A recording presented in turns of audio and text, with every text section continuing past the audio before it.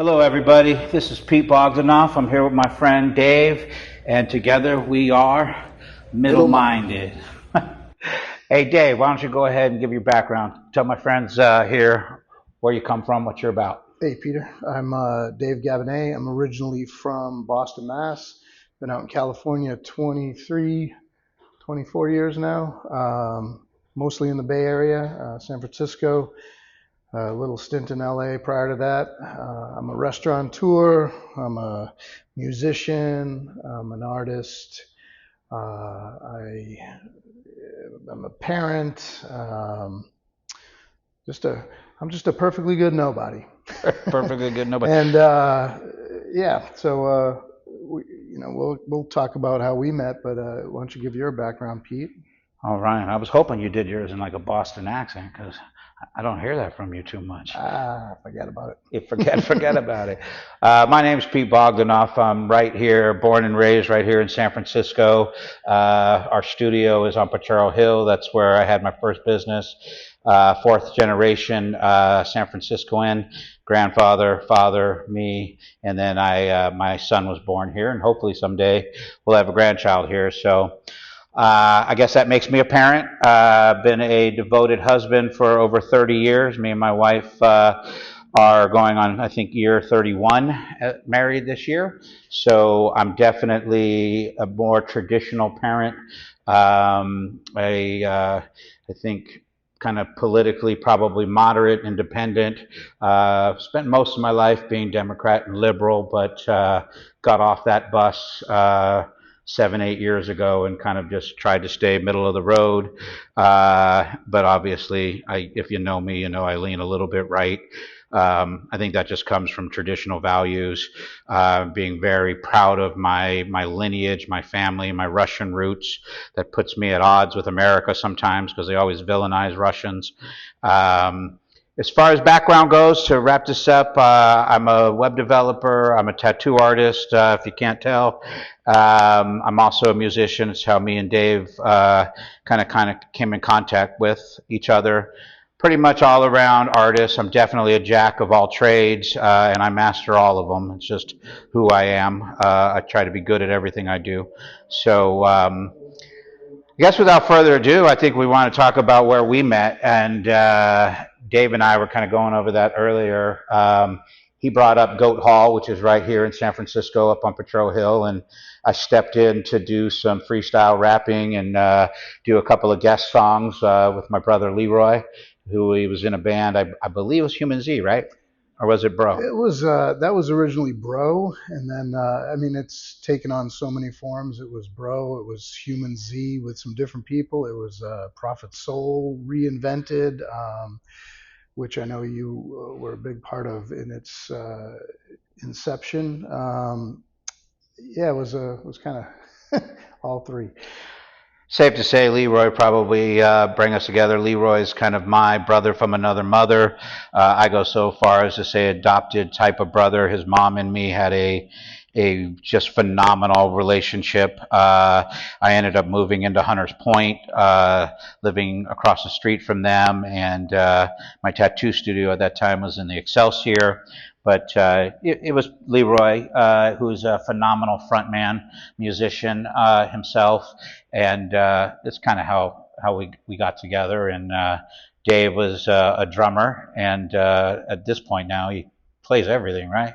Like I've played with you a lot, bass. but not some better than others. Yeah. I'd say primarily drums and bass. Those are the only things I will comfortably get up on stage and do.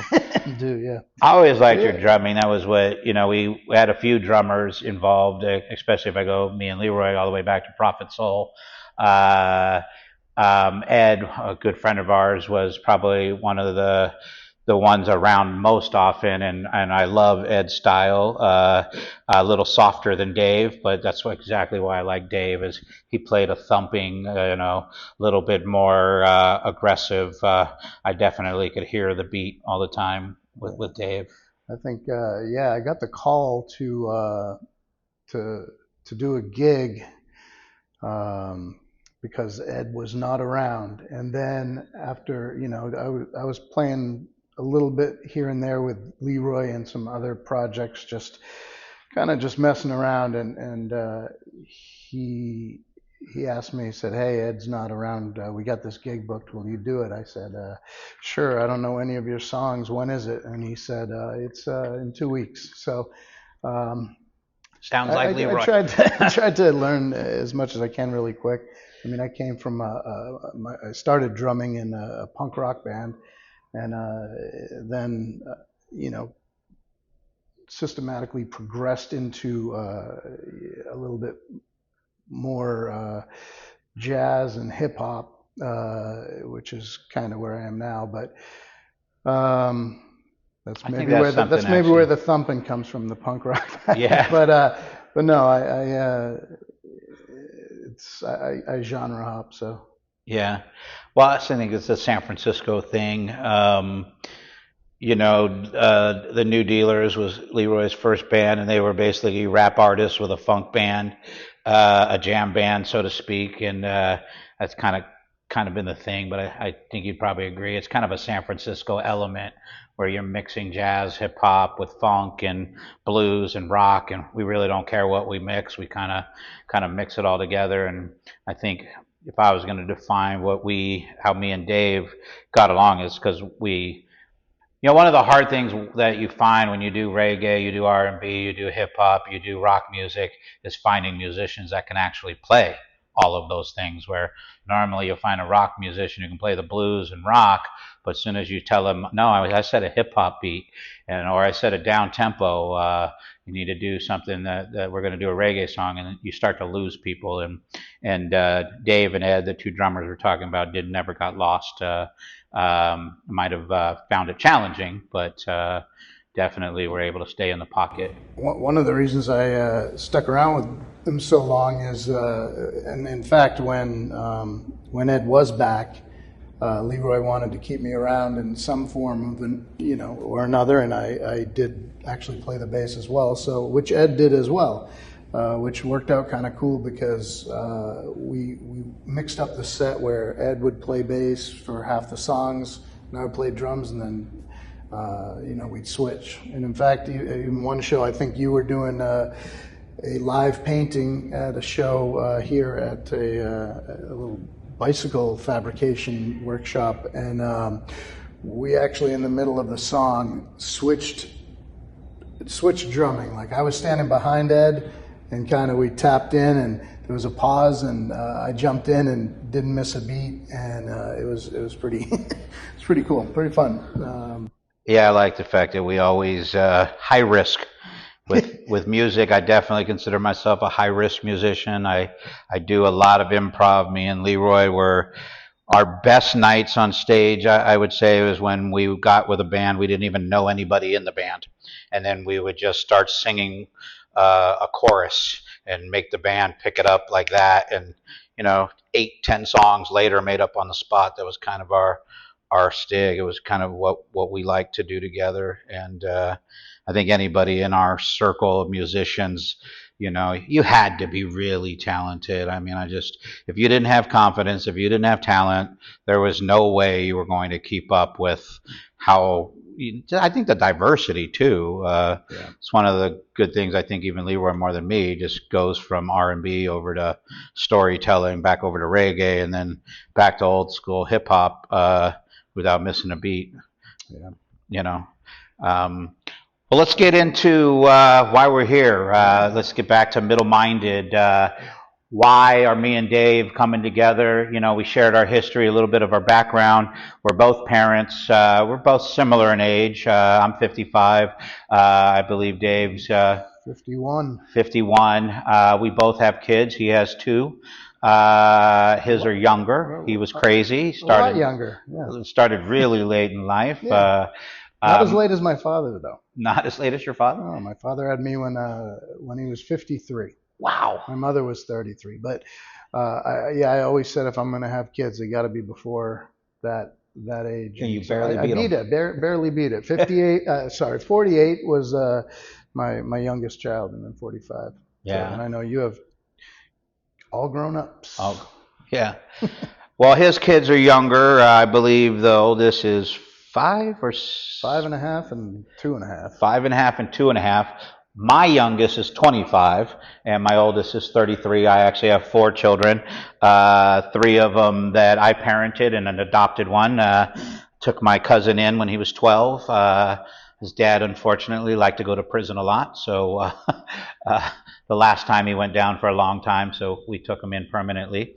So we're definitely both parents. I think when we talk about middle-minded, I don't think either one of us likes to label each other. I don't like being called right because I have no problem with the patriarchy, or I believe in traditional family values. My wife is Catholic. I'm not. But I definitely roll on having moral codes. I have no problem with following 10 Commandments, even though I'm not religious.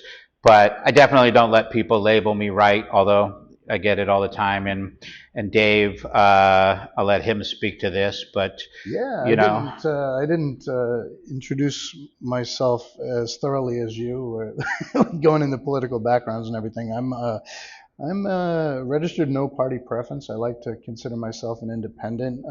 I've almost always voted Democrat. I think I always have voted Democrat. However, so you've never voted Republican? I don't think so. I was trying to think back. Interestingly enough, the first time I could vote was 1992. I was 18.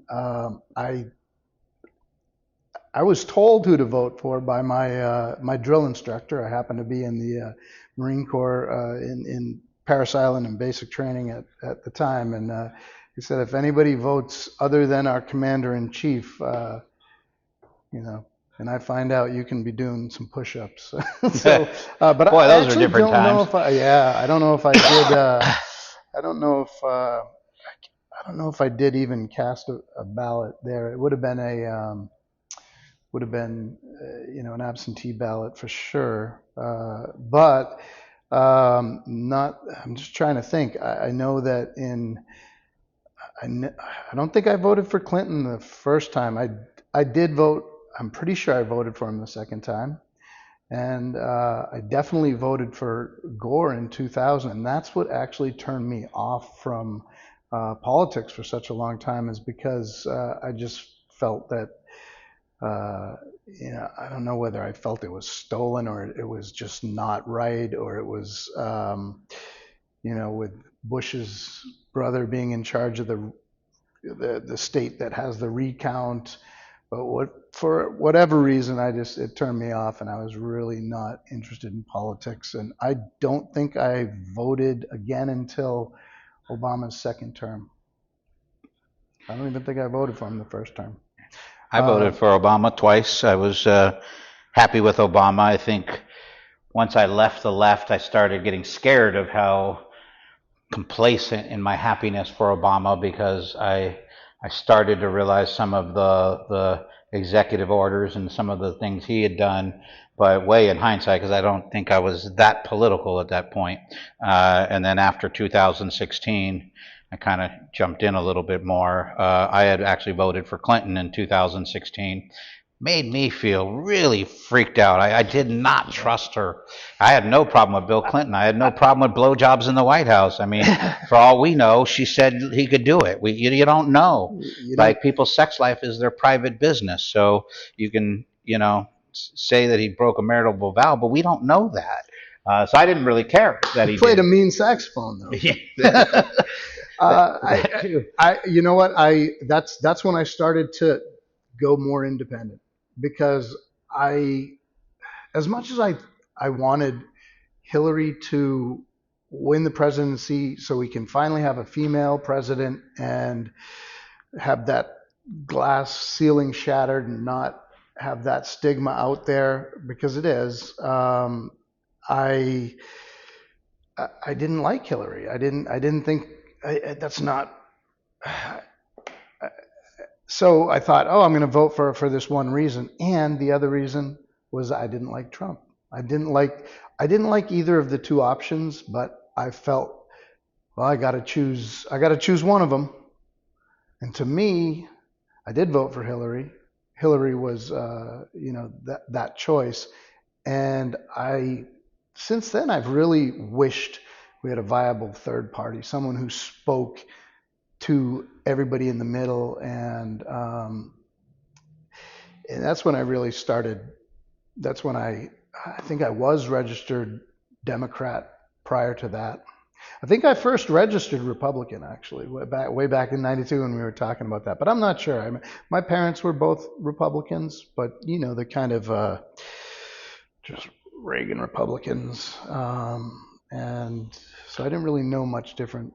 Although I did hang out with a lot of punk rockers, I did hang out with a lot of people who were anti that. So. I had to think this is kind of a good point. It's probably one of the reasons we're talking, and you know, I want to keep this on why we're doing middle minded. As someone who gets shoved to the right with me and my wife's views, and someone who is clearly shoved to the left a little bit, even though we both will say independent, moderate. The narratives of the last 10 years shove you in one or two pockets, and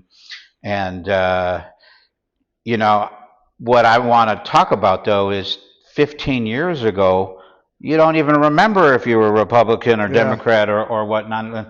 Like I do, I always, you know, I didn't like Republicans for face value. I didn't like Ronald Reagan, although I've gained a lot of respect for him since. But at that time, he had given a big speech how he's going to outlaw Russia forever, and he villainized my people, and he didn't just go after I think it was Gorbachev at that time, but he went after Russian people as a country and as a people. And here I am, an American Russian, and I just didn't like it. So I stayed Democrat. But I don't ever remember with Leroy when we met and did music back in '95. I think it was the first time I did music. And although we did political stuff in our band, or you know, current affairs, I guess I would say, it wasn't like this. Like the last 10 years of. No, and I was just trying to think, like when we were playing, and you said back in whatever '95, we met probably in somewhere around 2010ish, somewhere around there. And I don't remember this. Who was? I'm trying to think. Who was that? That was Obama. President then, but we didn't talk about politics. Politics weren't forefront of our mind, and I don't think it's because I'm older that I think that. I just think that it's become so polarized, and so, I don't think it has anything to do with age because it's been interesting because my daughter goes to San Diego State. They went to school in Hawaii and in Northern California and Pacifica. So we're in these liberal strongholds, if you will. And my kids are very aware of the political conversation. And I was not when I was their age. I never talked politics with my parents. No, I don't think I really did either. I remember, bands like the Dead Kennedys bashing on Reagan and shit. So that was my whole,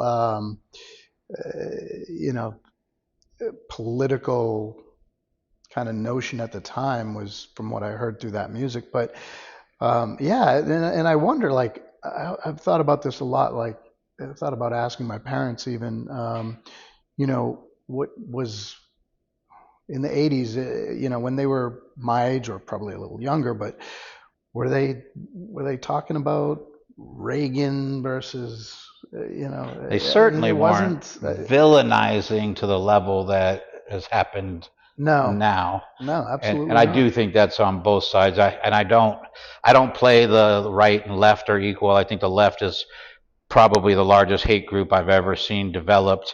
The language that comes out of the left does not compare to the language of the right, in my opinion. However, what does is the villainizing, where, it's not enough to say Biden's old and he can't even speak and he walks off stage in weird directions, but you talk about him sniffing little kids' hairs, and then he's a pedophile, and now we're saying he's, antagonizing the country, and, we definitely learn to villainize back. Is it the same? No, I don't even think, calling someone Hitler is not the same as calling someone libtard. And we're going to get into these subjects. I think this is really what middle-minded is going to be about, is we're not going to be afraid to to hit these hard subjects. Like one thing that hit me is with a Catholic wife is they decided to do Transgender Awareness Day on Easter Sunday and put nudity on the White House lawn, and that was the most divisive. That was the most antagonistic thing I think any world leader could ever do, was take conservative religious people and then do something as completely opposite on Easter Sunday. It was just one of those things that just blew my mind, that I'm in this reality that a president of a country didn't have the wherewithal to separate um, extreme politics from a day that is one for all of us, because Easter is rabbits and eggs if you don't believe in Christ, right? And he just stole that holiday and decided to bandstand on an extreme subject. But we're gonna, I don't want to get into too many of the subjects today, because really today we wanted to say why me and Dave are friends, why we're doing Middle Minded, and what we hope the debates and the dialogue is by the end of our conversations, we want to meet back in the middle, because we believe most people are in the middle. Or I'm not going to speak for him. I believe most people are in the middle, and the internet and social media, brainwashing, propaganda, we're at a level of media consumption now where you're literally getting exposed to 1,000 ads a day, and every one of those ads is propaganda. They're forcing you to like a product, and they've gotten very smart at how to talk, what music to play, what action to show to get you to believe whatever that narrative. If I'm selling Gatorade, they know how to do it. You're selling alcohol, they know how to do it. They're selling sex, they know how to do it. And because of the internet, because of the smartphones and the connected society, I think we're all getting pushed out and shoved out to the edges, because that's where they find we respond, especially to advertising media, stories and narratives. So divide and conquer. Yeah, right? Exactly. And I don't believe we all belong on the edges. I think most of us are pretty middle road on a lot of these subjects, and or at least not as hot topics, right? Like we both have kids, and I'm definitely more of a traditional Catholic family. I go so far as I'm very good with the patriarchy. I don't have any problem. We can debate all day about it, but I'm happy to have my grandfather's name, and I've done my ancestry, and I wish I knew more about my family rather than less. So, whereas Dave, and he shared with me the other day his last name and his children and his wife, and I think you take you have a traditional family and you're a husband and wife with 2 kids, but I believe you take and the dog. Don't forget the dog. But yeah, wouldn't you explain it as you take a little bit more new world approach to it? It doesn't matter to me. It's not as important. My wife doesn't use she doesn't use my last name. Although we get mail addressed to her with my last name. Or just got a friend's marriage invitation, which I'm super excited about. And they all are. They're all addressed, to the Gabines, or Dave and Vanessa Gabine. But it's not something I even thought about or would think to say, hey, you need to take my name. But again, now we're diving into what we're going to talk about, which we will. But I wanted to go back to something that you were just talking about with the polarization, and I think that what we do inherently is get in our own little bubbles, and we listen and watch what fits our narrative. And a lot of us don't want to step out of that and listen to something that maybe, not that it even doesn't go with your narrative, but questions any little bit of it. And then we're like, no, you know what? No, I'm not gonna watch that or listen to that. And I found a lot of podcasts that I've been watching, or YouTube channels, Some of them definitely question a lot on the left, even though most of the people are kind of, left leaning, or you would say they were left leaning. And I like it because it gets you out of your comfort zone, and I'm hoping that this will do that. I'm hoping that some people will, watch and say, "Oh yeah, yeah, no, that I agree with that. I agree with that. Maybe I don't agree with that. Oh wait, you can have that idea. You can actually, you can believe in this, but not believe that, because everything I've found, you get lumped up into, it's either Democrat or Republican, and right or left. And if you don't think everything on the left is good, you got to be on the right, or probably the other way around for people on the right. But you can be in the middle, and you can take ideas from both sides, the ones that you like that fit what your narrative is, and that I think is what makes you independent. And that's I'm kind of hoping that this podcast lets people say, hey, you know what? It is okay to be a Democrat, but kind of accept this, or be a Republican, but you know what? I kind of like that idea too. One of the things that happened to me when we, in 2020, we moved to, which was going to be Atlanta, but we ended up moving to St. Petersburg, Florida. I remember and, what most people think is super conservative, but we were in downtown St. Petersburg. So if San Francisco's the gay capital of the world, St. Petersburg's like number 2, 3, 4 in line as far as the population of that city. Now you go outside of that city and you get a different demographic, for sure, a more conservative one. But I found it interesting. This was the first time in my life I started voting Republican, and it wasn't presidential. It was the governor. It was the mayor of St. Petersburg. We were registered in St. Petersburg, and then the sheriff and the DA and all those kind of elections.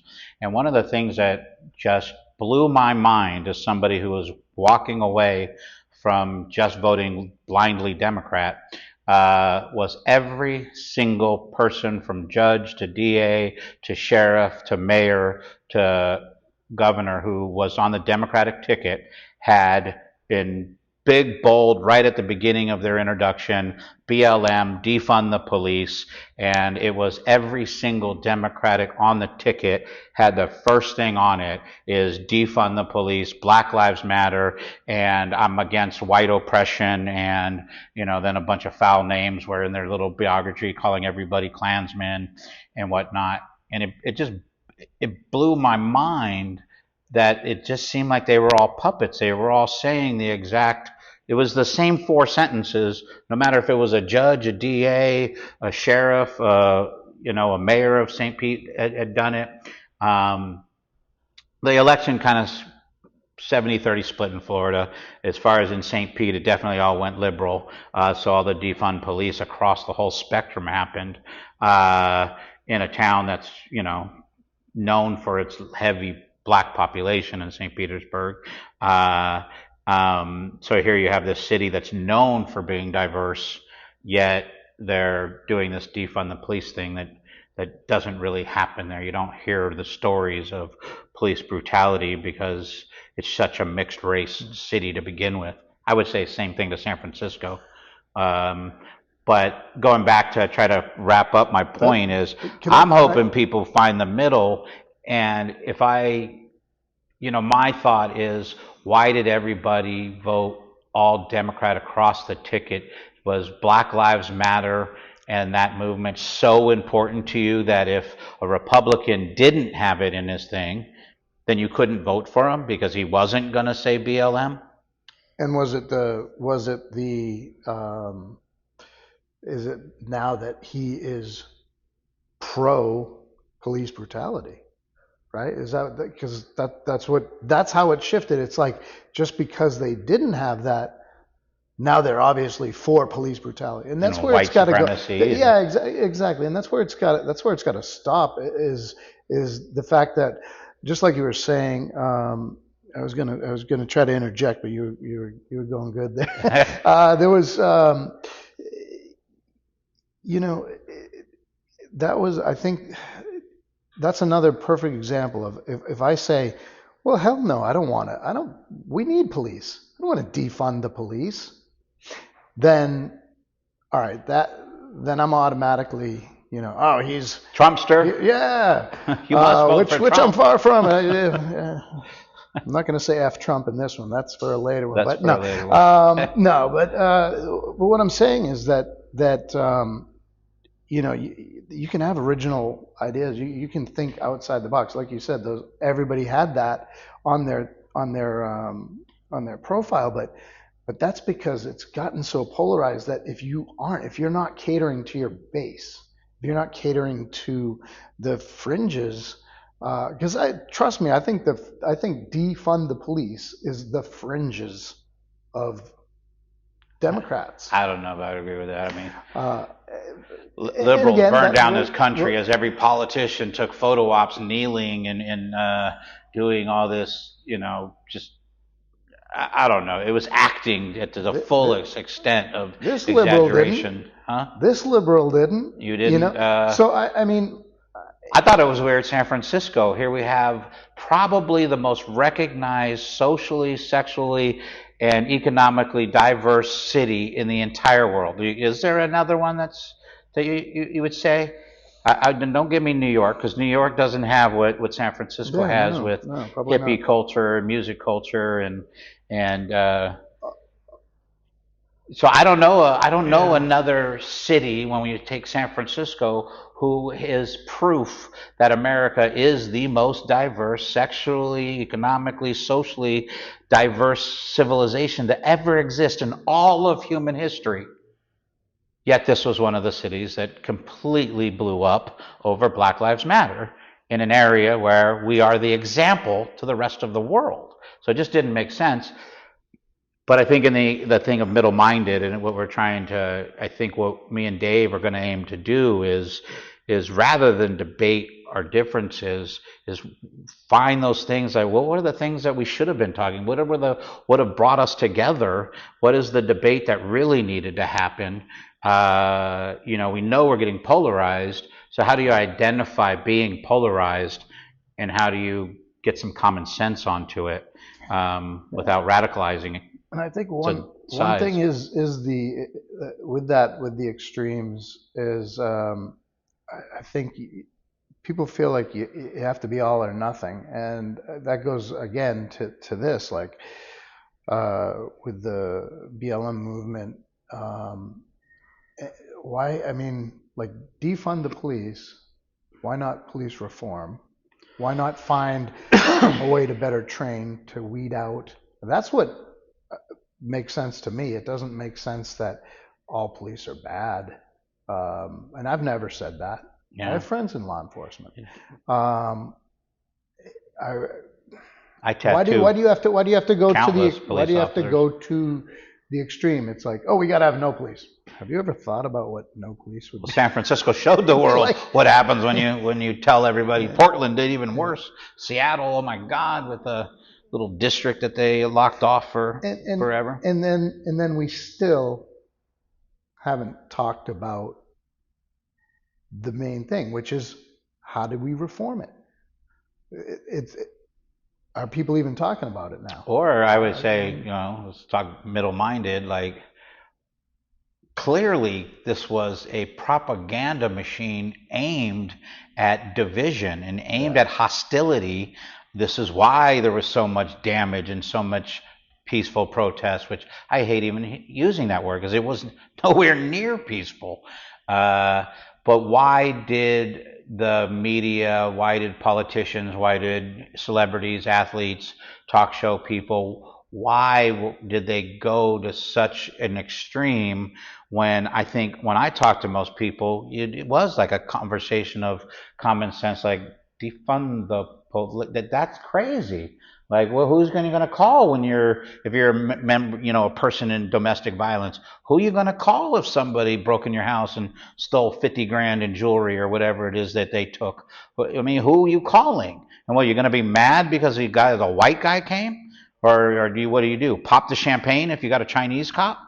Like, it made no sense, and I think most of us should have recognized that this was propaganda, that this was some form of divide and conquer. And instead of staying strong in the middle, like we all believe in good guys, right? Like we can sing along with NWA all we want, but I don't think you ever sold crack in the hood. I don't think you turned your neighbor into a crack hoe so you could run a train on her. That I didn't. No, none of us did. We all sung it, but we didn't go out and do it. And here with defund the police, instead of recognizing that it could have been an extreme push, so many people jumped in, and I personally didn't understand it. So but I also think they weren't given a middle of the road topic either. Like nobody was able to, especially because Trump. Nobody was able to. This was during the middle of the pandemic, right? Yeah. But it started in 2016 when what's his confused ass Colin Kaepernick. It's funny how he loves to be black and just refute all his whiteness. I mean, he could choose to be white. I don't know why he doesn't. Comes with all this privilege and lack of oppression. But I guess they say, well, if you're part black, then you're oppressed. And both my kids have Nigerian and Congan blood, so I guess I should praise the fact that they get to say they're oppressed or something.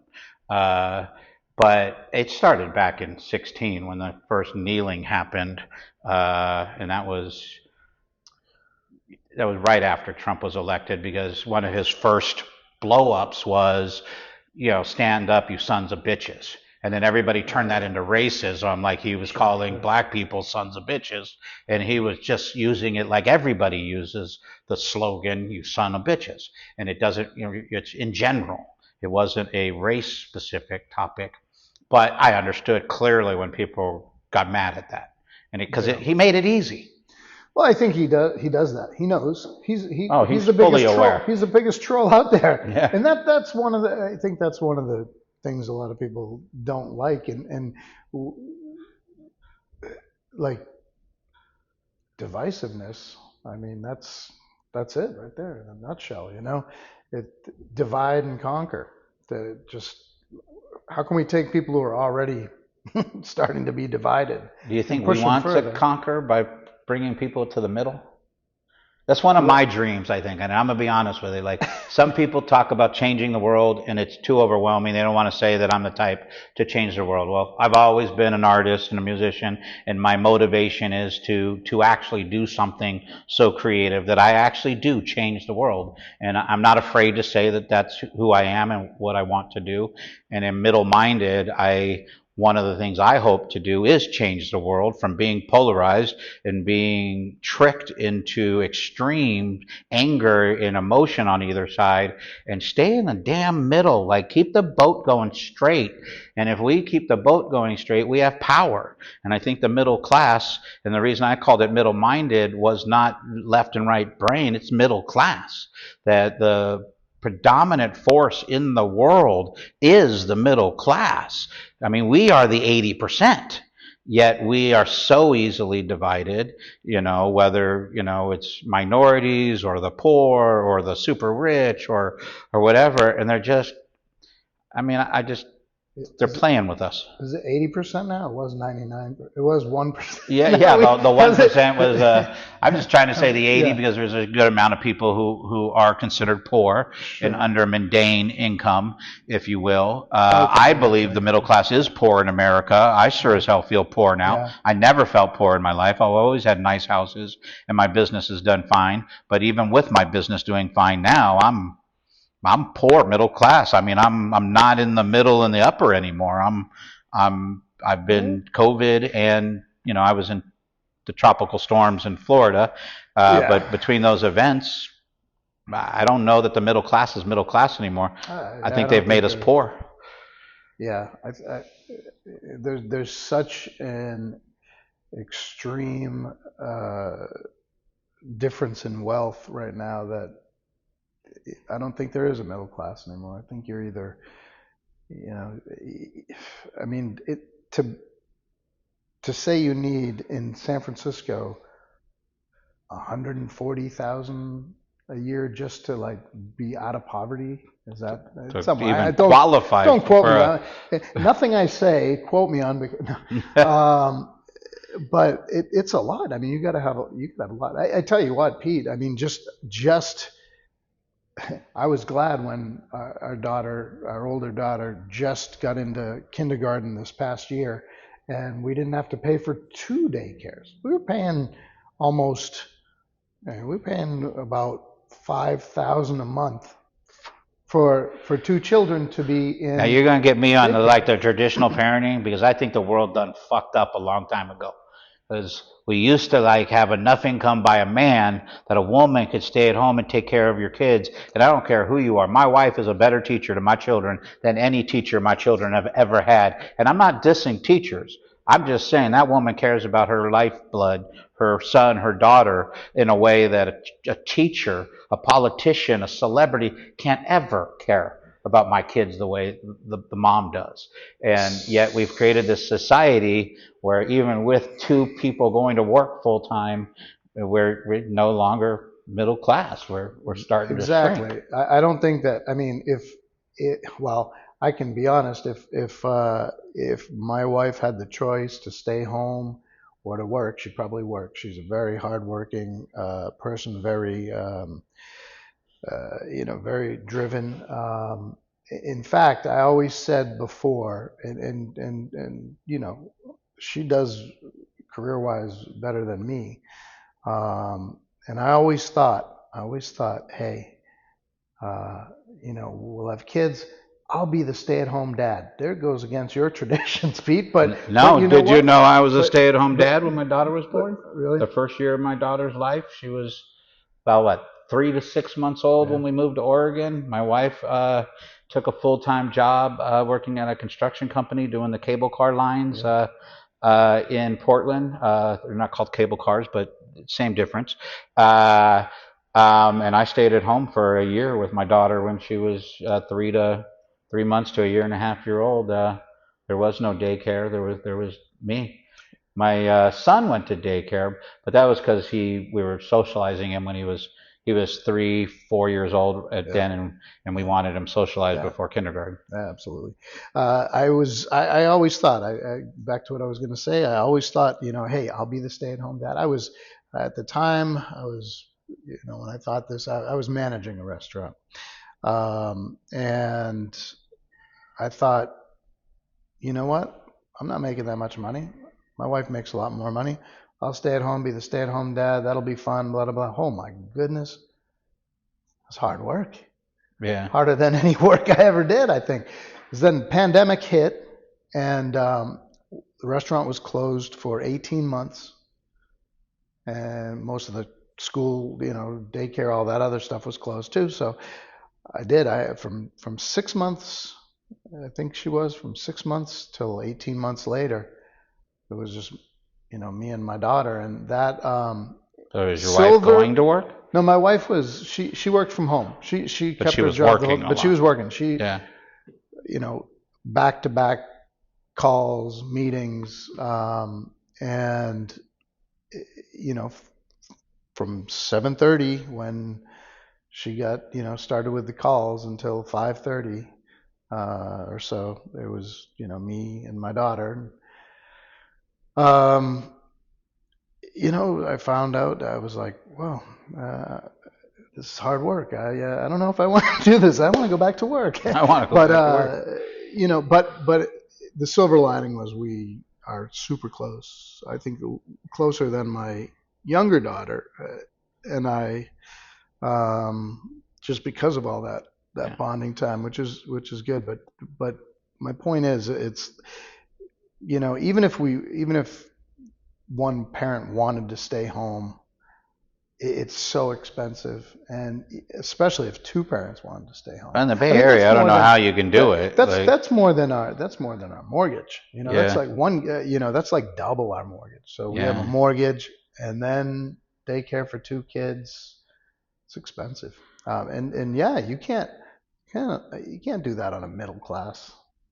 income. Yeah, You know, it's we chose to because I was self-employed when and I could, and I was coming from San Francisco where we had, for all intents and purposes, a lifestyle business that was very loud, very street, very urban. Um, Leroy was actually my business partner. Bring him into, we just call it the Brazil Street Studio. It was in the Excelsior district on Brazil Street. That wasn't actually, the cross street was my address, but we left there, and when I went to Oregon, I just needed a break. Tattooing puts you face to face with gangsters, thugs, criminals, sailors, normal people too. But back in 1997, most of the people involved in tattooing heavily were gang members or sailors, or there was police officers. They were heavily tattooed underneath their uniforms. punk rockers, all the Yeah, punk rockers. so the element Go around back to my tattoo roots. studios and a music business was very adult. Let's just Yeah. leave it at that. So by the time we decided to move to Oregon, I was definitely taking a break and backing off from some lifestyle choices that our business was involved in. That I've never been the addict type, but when you're around that element all the time, it gets taxing. And even if you're not an addictive personality, you're still going to be drinking a lot. You're still going to be smoking a lot. You're just going to be. And we needed a break. So it was a choice. It wasn't, when financially we could, because we were moving to Oregon, which is, the cost of living there is astronomically lower than the Bay Area, or at least it used to be. I think they've caught up a little bit. So it was a choice. So I think we're going to wrap up for today. I think we've kind of gone into a little bit of our background. You can tell that me and Dave, how we share dialogue, and ultimately, to bring it back to middle-minded, it is the fact that me and Dave come from two different opinion groups. I'm obviously a little bit louder and a little bit more boisterous, and Dave has his own personality. When we debate online, when we're keyboard warring to each other over a topic, we have this ability to respect each other. One of the things I liked that Dave has done is, when I had said something intellectually correct, intellectually pertinent to the debate, that everybody should listen to, and then somebody else in the keyboard warrior mentality would attack me, and all of a sudden I'm getting called a white supremacist or a Trumpster or whatever derogatory name they want to say that my traditional value or my take on the subject was. We get, someone would attack me that was either from my friend group or his, that saw this thread on Facebook. And Dave not only would sometimes concede to learning something, which I think is a missing talent, is this ability to always learn. And to learn, you have to be wrong. You can't be right and learn at the same time. It doesn't make sense. It's contradictory. So, the reason I think, from my point of view, me and Dave are doing this is his ability to learn sometimes, even when it's contradictory to the narrative. And then the other part that touched me is just the ability to protect one of his friends from somebody being a little too enraged and a little too keyboard warrior, and attacking. So I would say that's what I kind of want to end with, is the reason we're doing this is we always kind of find this middle, and we protect each other, and we're willing to jab each other and talk shit and joke and all that. But at the end of the day, we definitely, as friends, protect each other, even if we don't agree. We might make a little fun, but we're not going to lose a friendship over it. And that's my reason. Well, what do you think yours is? Yeah, well, I'm glad you brought up the posts, because that's kind of really how we started in our, actually, how one of our last back and forths online ended was, hey, we should do a podcast. And I think I commented, LOL, yeah, we should. And here we are. So I think that's pretty much in a nutshell what middle-minded aims to do. And again, it's bringing that debate that you have maybe online into a face-to-face where, yeah, we get a little bit carried away sometimes behind a keyboard, and I think a lot of people wouldn't say some of the things they say online, like some of the people how they attacked you.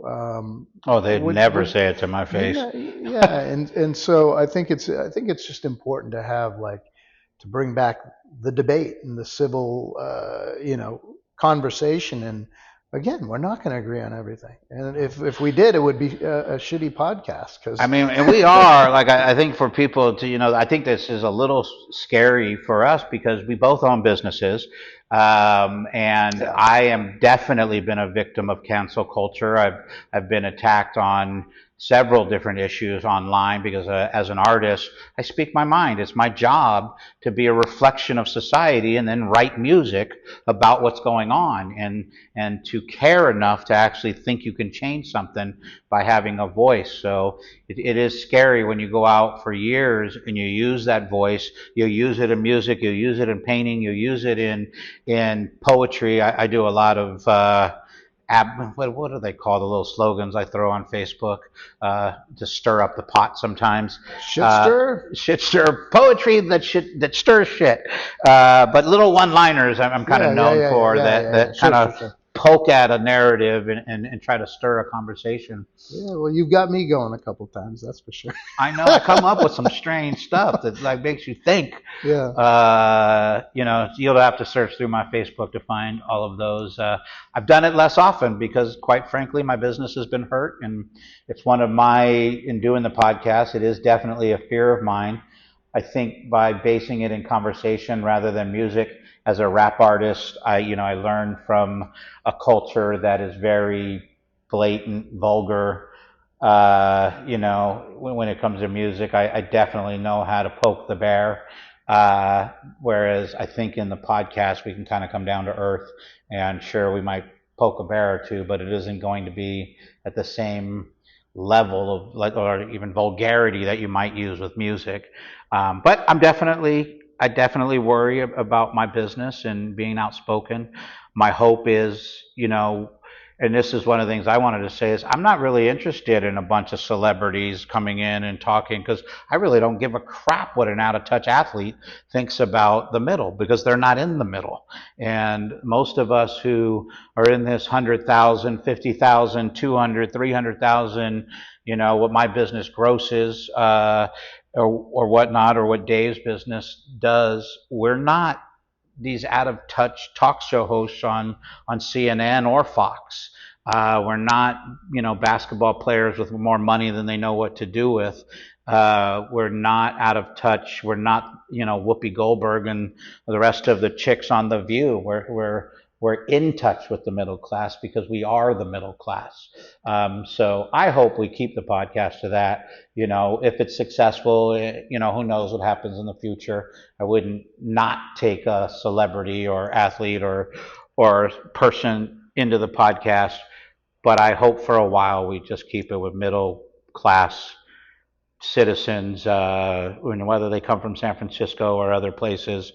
Doesn't matter, but my hope is we clearly keep this middle class focus, middle people, and I don't even mean middle class, because I think the reason I say 80% instead of 99 is I do include poor and minorities. I do the disenfranchised, I think, are in this. I don't think, I want to throw away the poor and throw away the rich, and only the middle class can listen to this or be a part of this. So maybe middle class isn't the right word. I mean middle-minded people, and that's why we came up with middle-minded, So Pete, to end it, let's talk about some of the topics we might be discussing in the future, and if there's any that you, the viewer, want to hear about, go ahead and drop a comment. What do you think your top three are? Top three. I'm sure we're gonna get into Trump. I think earlier he said. Yeah, no, in a nutshell. I think it was what's the new slogan? There used to be the "Let's Go Brandon" for, Oh, I love but now that. there's what was the FDT? Is that the Yeah. whole thing there? But anyway, it's but there's things that I'd like to talk about. Being in the restaurant business, we just started. Been listening to a lot of people talking about the tip culture. Love to touch on that, and everybody. Oh man, don't get me Yeah, I know started. I'm that's going what broke on the we're gonna. I 20% know I tip. gotta Like, get. what I does got. your restaurant do?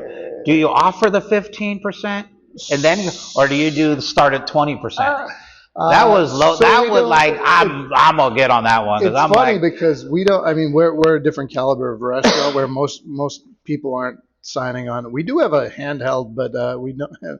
I'll tell you why we use it later. But we do have the handheld. Most people they give the card, and we don't have any suggestions or anything like that. We're a little higher caliber restaurant, and it's a little tacky. But yeah, I do. It's not even the service. I'm talking things like you get your dry cleaning done now, and you got a tip jar. You got to get you got to. I mean, like everything has gotten to the tip, but I listen to a lot of people online talk about like should we get rid of tips and stuff. So all that's a right. great one. So we got That's Trump or F Trump. Yeah, we got We got tip culture. tip What's your culture. third one? Well, I mean, you give me two, and let me think about my third. I'm going to probably speak, whether it was, the topic of the day or whatnot, about this idea of white supremacy or white oppression, white guilt. I think it's been beat over the head, but I also think at this point it's involved in everything, and it's so irrational. Things like the patriarchy being a white thing. How do you explain the billion Chinese people who have their father and grandfathers and great grandfathers' last name? How do you explain it in Afghanistan? How do you explain it in Africa? So this is clearly not a white thing, the patriarchy. Is it what's the word, misogynistic? Because men are the dominant in this. So that subject of female and male being equal, but in my opinion, not the same. And my wife is a badass because she has different attributes than me, and I'm a bad motherfucker because I have different attributes than her. So I have no problem with the patriarchy because I think it plays to our strengths. So we're going to get into that. As a father, I've been terrified having young children in San Diego State University. My son's a tattoo artist, so he's around liberal culture. So I think the gender, non-binary, I do a lot of transgender tattooing. People don't know because they just assume I'm right, so I must be transphobic, and it's part of what angers me is like you just subjected me to stereotyping, and you didn't even ask me about my transgender daughter. See, and that's kind of so I think it's a scary subject, but I really do want to. Yeah, no, well, definitely, I definitely want to touch on that. The whole, the wealth disparity. That's a good one. San Francisco in general. Just like what's going on with the city, where the media puts it.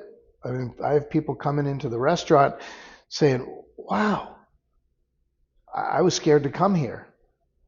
The city's great." There are aspects of San Francisco. There are places that you're going to see everything that you see on the news, but I think it's portrayed in the news, and and a lot of it is in right-wing media. But it's all headlines, right? It is sensationalism. Exactly, and that So why don't we say that's the agreed third topic? Is we're going to talk about sensationalism, headlining in the media, and then obviously because we've all gotten on social media, we're now the perpetrators of this propaganda, where we're always trying to come up with the little sketchy little dominant slogan, tagline, whatever, that's going to get most people anger or excited, and good, bad, but whether it's true or not. Yeah. So We're going to wrap up for today. My name's Pete Bogdanov. This is Dave. I always want to say it's Gabine, but how do you say Gabine? It's hard. It's a hard one. It is, because it's for years. It's that little thing above the E. Yeah, the accented U. Yeah, you got to know one. Both my daughters have one in their first name and their last. Yeah. Trying to just really create chaos at their schools. All right, from me and Dave, this is Middle Minded. We'll see you next episode when we get into some of these topics. Peace out.